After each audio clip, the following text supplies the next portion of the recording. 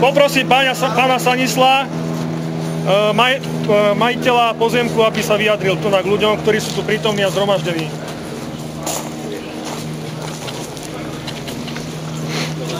Rád by som predniesol zo pár slov ohľadom dnešného dňa od rána, čo sa udialo.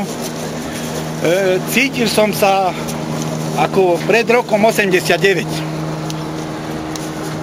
Nakoľko naša vládna garnitúra preukázala určitý prístup k ochrane majetku a osôb tých, ktorí sú vlastníkmi v tomto štáte a postavili sa na stranu tých, ktorí zákon porušili.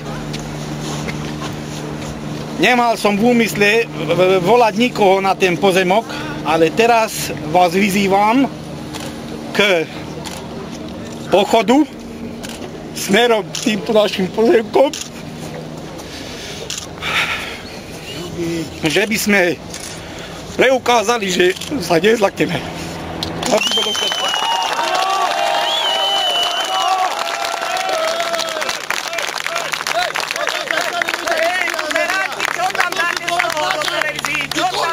Kurva nemedia! Prestaňte režiť.